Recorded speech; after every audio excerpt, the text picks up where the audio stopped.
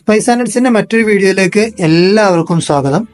ഇന്ത്യയിൽ അവൈലബിൾ ആയിട്ടുള്ള ബിരിയാണികളിൽ റോയൽ ബിരിയാണി എന്നൊക്കെ അറിയപ്പെടുന്ന വളരെ ടേസ്റ്റി ആയിട്ടുള്ള ബിരിയാണിയാണ് ഹൈദരാബാദ് ചിക്കൻ ബിരിയാണി. പക്ഷെ പലർക്കും അതിന്റെ ടേസ്റ്റ് പലർക്കും ഇഷ്ടപ്പെടാറില്ല. പ്രധാന കാരണം അത് ഉണ്ടാക്കുന്ന നല്ല ഷോപ്പിൽ നിന്ന് പോയിട്ടോ അല്ലെങ്കിൽ നല്ല രീതിയിലുള്ള ടേസ്റ്റി ആയിട്ടുള്ള ബിരിയാണി ആയിരിക്കില്ല പലരും കഴിച്ചിട്ടുണ്ടാവുക. പ്രധാനമായി എല്ലാവരും പ്രശ്നം ഭയങ്കര സ്പൈസി ആണെന്നുള്ളതാണ്. ഒന്നാമത് ആന്ധ്രാപ്രദേശ്, ഹൈദരാബാദ് ആ ഒരു ഏരിയയിലെ ഫുഡുകളെല്ലാം അത്യാവശ്യം നല്ല സ്പൈസി ആയിട്ടുള്ള ഫുഡുകളാണ്. അതുകൊണ്ട് തന്നെ അവർ ഉപയോഗിക്കുന്ന ബിരിയാണിയും അത്യാവശ്യം നല്ല സ്പൈസി ആയിട്ടുള്ള ബിരിയാണിയാണ്. അത് മുളകിന്റെ സ്പൈസ് ഒന്നുമല്ല, അവർ ചേർക്കുന്ന പൊടികളുടെ സ്പൈസിയാണ്. പക്ഷെ എന്നാൽ കറക്റ്റ് കൺസിസ്റ്റൻസിയിൽ കുക്ക് ചെയ്യുന്ന ബിരിയാണി വളരെ ടേസ്റ്റിയാണ്.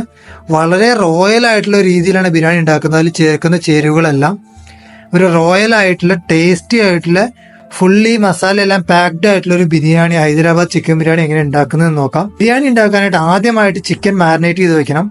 ചിക്കൻ മാരിനേറ്റ് ചെയ്ത് വെക്കാൻ വേണ്ടിയിട്ടുള്ള സാധനങ്ങൾ എന്തൊക്കെയാണെന്ന് ആദ്യം നോക്കാം.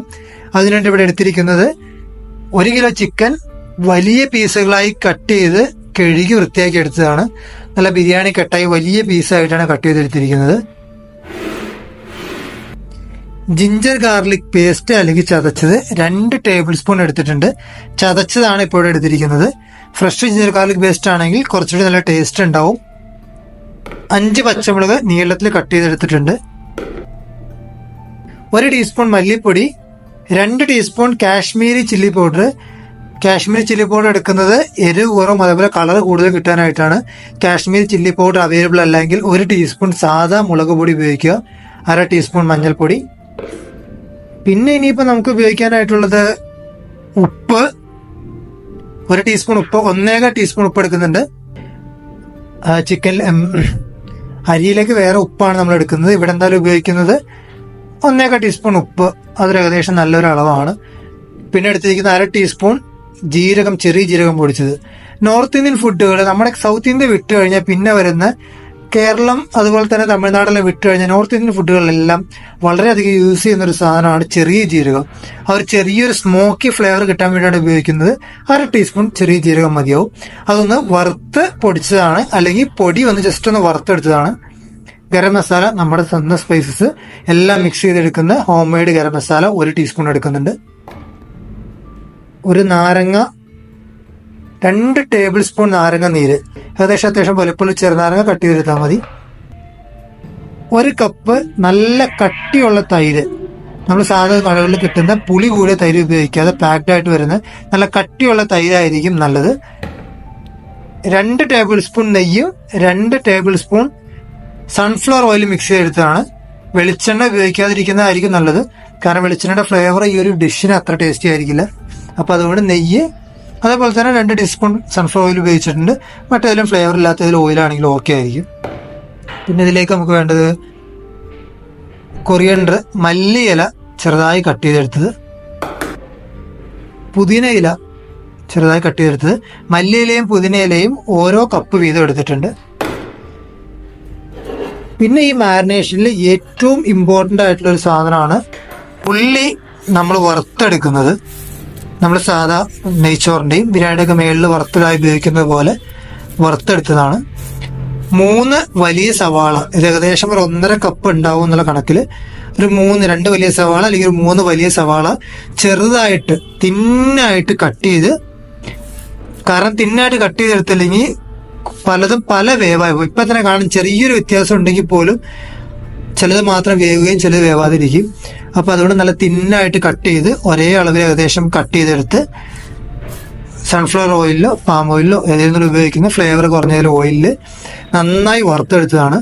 അപ്പോൾ അതിന് വേണ്ടിയിട്ട് നമ്മൾ ചെയ്യേണ്ടത് വെളിച്ചെണ്ണ, ഉപ്പ് ചേർത്ത് നന്നായി തിരുമ്മി ഒരു 5 മിനിറ്റ് മാറ്റി വെച്ച ശേഷം ആ വെള്ളം പിഴിഞ്ഞ് കളഞ്ഞ് നല്ല തിളച്ച എണ്ണ ഹൈ ഫ്ലെയിമിൽ വെച്ച് അതിലേക്ക് ഇട്ട് ഒരു ഏകദേശം 5 മിനിറ്റോളം ഹൈ ഫ്ലെയിമിൽ തന്നെ വെച്ച് വറുത്തെടുത്ത് ഒന്ന് ഇളക്കിയിട്ട് വറുത്തെടുക്കണം. അല്ലെങ്കിൽ അടിഭാഗം കരിഞ്ഞു പോവും, മേൽഭാഗം വേവാതിരിക്കും. അതുപോലെ തന്നെ ഏകദേശം ഈ ഒരു പരുവാകുമ്പോൾ ഫ്ലെയിം ഓഫ് ചെയ്ത ശേഷം പതിയെ കോരി എടുത്തു കഴിഞ്ഞാൽ നമുക്ക് എടുക്കുമ്പോൾ ഏകദേശം ഈ ഒരു നല്ല ബ്രൗൺ കളറിൽ കിട്ടും. അത്യാവശ്യം നല്ല ബ്രൗൺ കളറിൽ തന്നെ നമുക്കിത് കിട്ടും. അപ്പോൾ ഇത് ഇമ്പോർട്ടൻ്റ് ആണ്. 1.5 കപ്പാണ് ഇത് നമുക്ക് വേണ്ടത്. ഇനി നമുക്ക് ഇതെല്ലാം കൂടി ചേർത്ത് ഒന്ന് മിക്സാക്കി സാധനം സെറ്റാക്കി മാരിനേറ്റ് ചെയ്ത് മാറ്റി വയ്ക്കാം. അത്യാവശ്യം വലിപ്പമുള്ള ഒരു ചട്ടി എടുക്കുന്നുണ്ട്.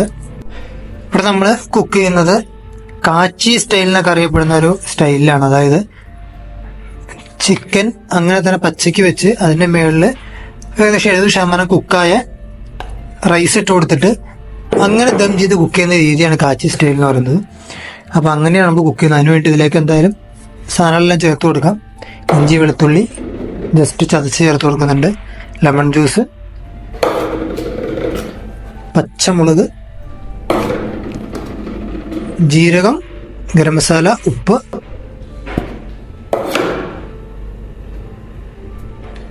പൊടിവർഗ്ഗങ്ങൾ,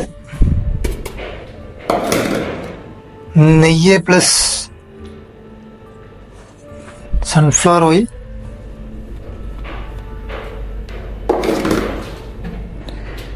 ഒരു കപ്പ് തിക്കായിട്ടുള്ള കേട്,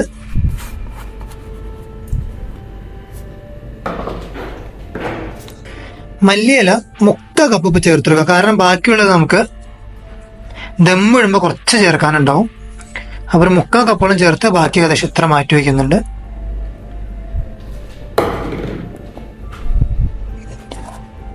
മിൻറ്റും അതേപോലെ ഒരു 1/4 കപ്പ് ചേർക്കുന്നുണ്ട്, ബാക്കി മാറ്റി വയ്ക്കുക.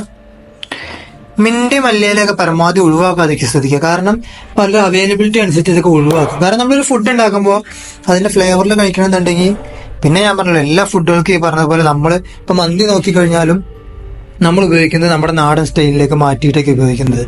ഓരോരുത്തർ ഇഷ്ടം പോലെ ചെയ്യാം. പക്ഷെ എന്തായാലും ഒരു ഒതന്റിക് ഇപ്പം ഞാൻ തന്നെയാണ് പല ഫുഡ് ഉണ്ടാക്കുമ്പോൾ നമ്മൾ ഫ്യൂഷൻ ചെയ്യലുണ്ട്. അപ്പോൾ അതൊക്കെ വെച്ച് നോക്കുമ്പോൾ നിങ്ങൾ ഇഷ്ടം പോലെ ചെയ്യാം. പക്ഷെ എന്തായാലും പരമാവധി ഈ സാധനം ചേർത്ത് പ്രത്യേകിച്ച് ഈ മിൻറ്റും മല്ലിയിലൊക്കെ ഒരു നല്ലൊരു ഫ്ലേവർ ഉണ്ട്. അപ്പോൾ നെയ്യ് ഇതൊക്കെ നല്ലൊരു ഫ്ലേവറാണ് അതിന് കൊണ്ടുവരിക. പിന്നെ ബ്രിസ്റ്റ എന്നൊക്കെ വിളിക്കപ്പെടുന്ന നമ്മുടെ ഫ്രൈഡ് ഒനിയൻ, ഇത് നമ്മൾ കുറച്ചേ ചേർത്ത് കൊടുക്കുന്നുള്ളൂ. ഇപ്പോൾ 1.5 കപ്പിൽ ഏകദേശം 1 കപ്പ് 1.25 കപ്പിനടുത്ത് ചേർത്ത് കൊടുക്കാം. ബാക്കിയുള്ള അങ്ങനെ തന്നെ മാറ്റി വയ്ക്കാം. അത് നമുക്ക് ദം ചെയ്യുമ്പോൾ അവസാനം ചേർക്കാം. ഇനി ഇത് നന്നായിട്ട് മിക്സ് ചെയ്ത് ഇതിൻ്റെ കൂടെ ചേർക്കണം. നന്നായിട്ട് ബ്ലെൻഡ് ചെയ്ത് ചേർക്കണം. നന്നായി മിക്സ് ചെയ്ത് നന്നായിട്ട് ബ്ലെൻഡ് ചെയ്ത് എടുത്ത് വെച്ചിട്ടുണ്ട്. ഇനിയാണ് ഇതിൽ ഏറ്റവും പ്രധാനപ്പെട്ട കാര്യം, മാരിനേഷൻ. നമ്മൾ വെയിറ്റ് ചെയ്തിരിക്കണം മസാല പിടിക്കാനായിട്ട്. ഇപ്പോൾ ഓൾമോസ്റ്റ് എല്ലാവർക്കും അറിയാം, നമ്മൾ ചിക്കൻ അപ്പം തന്നെ ഉപയോഗിച്ച് കഴിഞ്ഞാൽ ആ സോഫ്റ്റ്നെസ് ഉണ്ടാവില്ല. അതുകൊണ്ട് കുറച്ച് മസാല പറ്റി മാറ്റി വെക്കണം എന്നുള്ളത്. ഏറ്റവും പെട്ടെന്ന് നിങ്ങൾക്ക് ഒരു ഫുൾ നൈറ്റ് തലേന്ന് രാത്രി ഇത് മസാല പുരട്ടി ഒരു നല്ലൊരു പാത്രത്തിൽ അടച്ച് സ്മെല്ലൊന്നും പുറത്തു അത് വെക്കാൻ പറ്റി അത്രയും നല്ലത്. തീരെ സമയം അല്ലെങ്കിൽ ഒരു 4 മണിക്കൂറെങ്കിലും മാരിനേറ്റ് ചെയ്ത് മാറ്റി വെക്കണം. ചിക്കനൊക്കെ നല്ല സോഫ്റ്റ് ആയിട്ട് വരും. അപ്പോൾ എന്തായാലും ഇനി ഇത് നല്ലൊരു പാത്രത്തിലിട്ട് അടച്ച് ഞാൻ എന്തായാലും ഓവർനൈറ്റ് ഫുള്ള് മസാല പിടിക്കാൻ വേണ്ടി മാറ്റി വയ്ക്കുകയാണ്. ഇനിയിപ്പോൾ അടുത്തത് ബിരിയാണി ഉണ്ടാക്കാൻ നമുക്ക് റൈസ് വേവിച്ചെടുക്കണം. അതിന് വേണ്ടിയിട്ട് എടുത്തിരിക്കുന്നത് 4 കപ്പ് റൈസാണ് എടുത്തിരിക്കുന്നത്. ഹൈദരാബാദ് ബിരിയാണി ഉണ്ടാക്കാനായിട്ട് നല്ല നീളമുള്ള റൈസ് തന്നെ വേണ്ടി വരും. അതാണ് അതിൻ്റെ ഒരു ഓതൻറ്റിക് ആയിട്ടുള്ള ലുക്ക്. പിന്നെ അതേപോലെ തന്നെ മറ്റൊന്ന് ഏജ്ഡ് റൈസ്. നമ്മൾ സാധാ അരിയെല്ലാം റെഡിയാക്കിയിട്ട് പിന്നെയും 1-2 വർഷം കാത്തിരുന്ന് അതിൻ്റെ മോയ്സ്ചർ കണ്ടന്റെല്ലാം പോയി കഴിഞ്ഞിട്ട് കിട്ടുന്ന റൈസാണ്. അത്യാവശ്യം നല്ല ബ്രാൻഡഡ് ചെയ്തിട്ട് നല്ലൊരു റൈസ് വാങ്ങിക്കുക. നേരത്തെ പറഞ്ഞ പോലെ ഇതൊന്നും അവൈലബിൾ അല്ല. നിങ്ങൾക്ക് സാധാ ബിരിയാണി റൈസ് ഉണ്ടാക്കി അങ്ങനെ ആക്കാം, അതൊന്നും കുഴപ്പമില്ല. ഇത് നന്നായി വാഷ് ചെയ്ത് 1/2 മണിക്കൂർ വെള്ളത്തിൽ കുതിർത്ത് വെക്കണം. 2 ബേ ലീവ്സ്, ഒരു ബ്ലാക്ക് കാർഡമം. ബ്ലാക്ക് കാർഡമം ഈ ഒരു ഫുഡിൽ അത്യാവശ്യം ഇമ്പോർട്ടൻ്റ് ആയിട്ടുള്ളൊരു കാര്യമാണ്. ബ്ലാക്ക് കാർഡമം, ഒരു സ്റ്റാർ അനീസ്, 3 ഏലക്ക, 6 ഗ്രാമ്പു, പട്ട. വലിയ റൗണ്ടിലുള്ള പട്ടയാണെങ്കിൽ ഒരു ചെറിയ കഷ്ണം പട്ട എടുക്കുക. ഏകദേശം ഈ ഒരു അളവിൽ പട്ട എടുത്തിട്ടുണ്ട്. പിന്നെ ദം ഇടാനായിട്ട് നമുക്ക് വേണ്ടത് 4 ടേബിൾ സ്പൂൺ നെയ്യാണ് എടുത്തിരിക്കുന്നത്. 1 ടേബിൾ സ്പൂൺ റോസ് വാട്ടർ. ഇനി പറയുന്ന 3 കാര്യങ്ങൾ: റോസ് വാട്ടർ, കെവ്ര വാട്ടർ അല്ലെങ്കിൽ കെവിഡ വാട്ടർ എന്നൊക്കെ വിളിക്കുന്ന അതൊരു ടേബിൾ സ്പൂൺ എടുത്തിട്ടുണ്ട്. സാഫ്രോൺ അത്യാവശ്യം 3-4 സ്റ്റാൻഡ്സ് ചെറിയ സാഫ്രോൺ എടുത്ത് ചെറിയ ചൂടുവെള്ളത്തിലിട്ട് കുതിർത്തിട്ടതാണിത്. ഈ 3 സാധനങ്ങളും ഞാൻ നേരത്തെ പറഞ്ഞ പോലെ തന്നെ ഹൈദരാബാദ് ബിരിയാണിയുടെ റോയൽ ടച്ചിന് ആ ഒരു ഫ്ലേവറിന് വേണ്ടിയിട്ടാണ് ഈ 3 സാധനങ്ങൾ ഉപയോഗിക്കുന്നത്. ഇത് 3 സാധനങ്ങൾ കൂടി ചേർത്ത് കഴിയുമ്പോഴാണ് ഹൈദരാബാദിന്റെ റോയൽ ടച്ചിലേക്ക് വരുന്നത്. അതല്ല ഇത് 3 ഒഴിവാക്കണമെങ്കിൽ ഒഴിവാക്കാം, അതൊന്നും കുഴപ്പമില്ല. പക്ഷേ നേരത്തെ പറഞ്ഞ അതിൻ്റെ ഒരു ഓതൻറ്റിക് ആയിട്ടുള്ള ഫ്ലേവറിന് വേണ്ടിയിട്ടാണ് ഈ 3 സാധനങ്ങൾ ഉപയോഗിച്ചിരിക്കുന്നത്. ഈ ബാക്കിയുള്ള സുഗന്ധവ്യഞ്ജനങ്ങളല്ലാതെ അത്യാവശ്യം നല്ലൊരു ഫ്ലേവർ കിട്ടാൻ വേണ്ടിയിട്ടാണ് ഇത് ഉപയോഗിക്കുന്നത്. കുറച്ച് മല്ലിയില, കുറച്ച് മിന്റ്,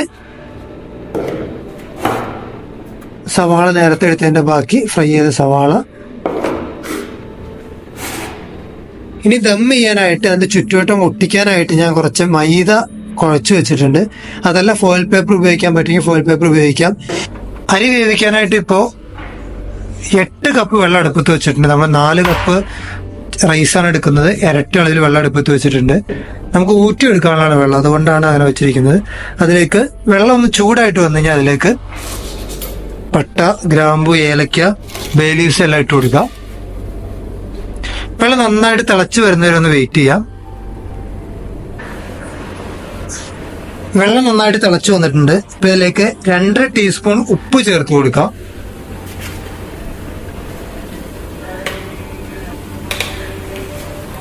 ഉപ്പ് ചേർത്ത് കഴിഞ്ഞാൽ ഈ വെള്ളത്തിന് ഒരു കടൽ വെള്ളത്തിന്റെ ഒക്കെ ഒരു ടേസ്റ്റ് വരണം. ആ ഒരു അളവിൽ ഉപ്പ് വേണം നമുക്ക്, കാരണം ഈ വെള്ളം ഊറ്റിക്കളയാനുള്ളതാണ്. എന്തായാലും ഉപ്പ് ചേർത്ത ശേഷം അരി വെള്ളത്തിലിട്ട് വെച്ചത് അങ്ങനെ തന്നെ ഇട്ട് കൊടുക്കാം. നമുക്ക്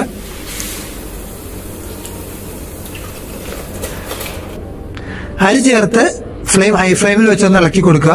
വീണ്ടും നന്നായിട്ട് തിളയ്ക്കുന്നതിലൊന്ന് വെയിറ്റ് ചെയ്യാം. അരി നന്നായിട്ട് തിളച്ചു വന്നിട്ടുണ്ട്. ഈ സമയത്ത് ഫ്ലെയിം മീഡിയം ഫ്ലെയിമിലേക്ക് മാറ്റി 5 മിനിറ്റ് അരി വേവുന്നവരെ വെയിറ്റ് ചെയ്യാം. അരിയുടെ പച്ച കടിക്കുന്നതെന്നൊക്കെ നമ്മൾ പറയില്ല, അതൊന്ന് മാറി കിട്ടിയാൽ മതി. അല്ലാതെ ഒരുപാട് വെന്ത് കിട്ടിയത് 60% മാത്രം അരി വെന്താൽ മതി. കാരണം ഇനി ചിക്കൻ്റെ മേളിൽ മാരിനേറ്റ് ചെയ്തിട്ട് പിന്നെ വേവിക്കാനുള്ളതാണ്.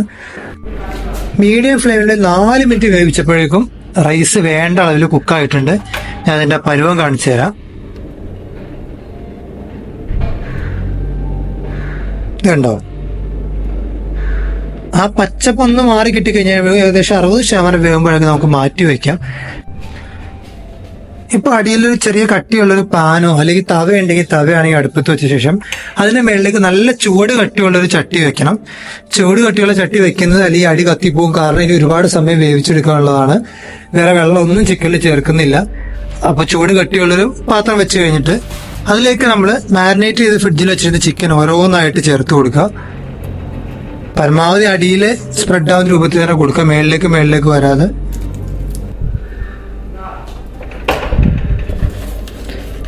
അതിലുള്ള നെയ്യും മസാല എല്ലാം ഇതിന്റെ മേളിലേക്ക് ഇട്ട് കൊടുക്കണം. ഇനി ഇറങ്ങാനുള്ള നെയ്യെന്നൊക്കെയാണ് ഇനി ഇത് വെന്ത് കിട്ടേണ്ടത്. ഇനി ചിക്കന്റെ മേളിലേക്ക് റൈസ് കുറേശ്ശെയായിട്ട് ഇട്ട് കൊടുക്കാം. എടുത്തു വെച്ചാൽ പകുതി റൈസ് ഇതിലേക്ക് ഇട്ട് കൊടുക്കാം നമുക്ക്. ഇനി ഇതിന്റെ മേളിലേക്ക് നമ്മൾ നേരത്തെ എടുത്തു വെച്ച് 4 ടേബിൾ സ്പൂൺ നെയ്യ് ചേർത്ത് കൊടുക്കാം. ഇതിലേക്ക് അടുത്തായിട്ട് സാഫ്രോൺ ചേർത്ത് കൊടുക്കുന്നുണ്ട്. ഇപ്പൊ സാഫ്രോൺ നമ്മൾ ചേർത്ത് മിൽക്ക് ചെറിയൊരു യെല്ലോ കളറെല്ലാം വന്നിട്ടുണ്ട്, അത് ഇതിലേക്ക് ചേർത്ത് കൊടുക്കും. ഇതിലേക്ക് കേവര വാട്ടർ ഒഴിച്ചു കൊടുക്കാം. അടുത്തത്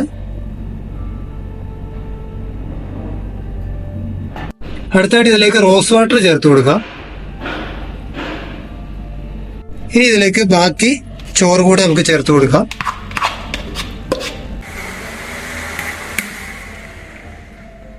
അടുത്ത് നമുക്കിനി പശ വെച്ചിട്ട് ഇതിന്റെ സൈഡ് ഒന്ന് ഒട്ടിച്ചു കൊടുക്കാം. ഇതിന് മുകളിലേക്ക് നമ്മൾ ബാക്കി വെച്ച സവാള വറുത്ത് കൂടി ചേർത്ത് കൊടുക്കുന്നുണ്ട്. സവാള ശരിക്കും ഇതിനെ തൊട്ട് താഴത്തെ ലെയറിലാണ് ചേർത്ത് കൊടുക്കേണ്ടത്. അതല്ല, അത് വിട്ടുപോയത് കൊണ്ട് മേളിലെ ലെയറിൽ ചേർത്ത് കൊടുക്കുകയാണ്. അപ്പോൾ നല്ലൊരു മൂടി വെച്ച് ഇത് അടച്ചു വെക്കാം. ഇനി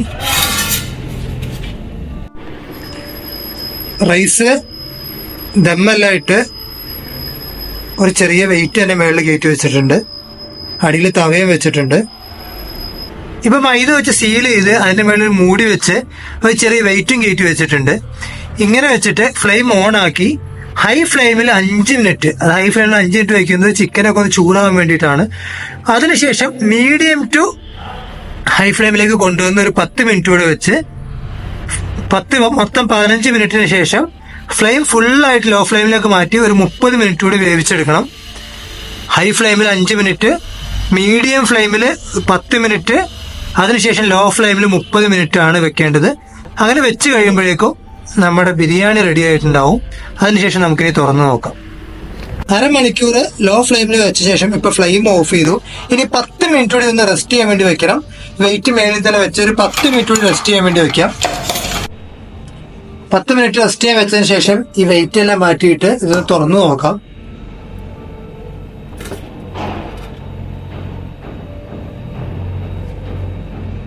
വേവെല്ലാം കറക്റ്റ് ആയിട്ടുണ്ട്. അതേപോലെ നന്നായിട്ട് വെന്തിട്ടുണ്ട്. നല്ല സ്മെല്ലൊക്കെ വരുന്നുണ്ട്. ഇതിനി ഒരു പ്ലേറ്റിലേക്ക് മാറ്റി നമുക്ക് പ്ലേറ്റ് ചെയ്യാനായിട്ട് വയ്ക്കാം. ഹൈദരാബാദി ചിക്കൻ ബിരിയാണി ഇവിടെ റെഡി ആയിട്ടുണ്ട്. നല്ല സ്മെല്ലും അതേപോലെ നല്ല ടേസ്റ്റും ഒക്കെ ഉണ്ട്. എന്തായാലും വീഡിയോ നിങ്ങൾക്ക് എല്ലാവർക്കും ഇഷ്ടമായെന്ന് കരുതുന്നു. ഇതൊന്ന് ട്രൈ ചെയ്ത് നോക്കുക. വീഡിയോ ഇഷ്ടമായെങ്കിൽ നിങ്ങളുടെ സുഹൃത്തുക്കൾക്കും കുടുംബക്കാർക്കും എല്ലാം അയച്ചു കൊടുക്കുക. മറ്റൊരു വീഡിയോയും മറ്റു വിഭവമായിട്ട് വരുന്നവരേക്കും എല്ലാവർക്കും ബൈ.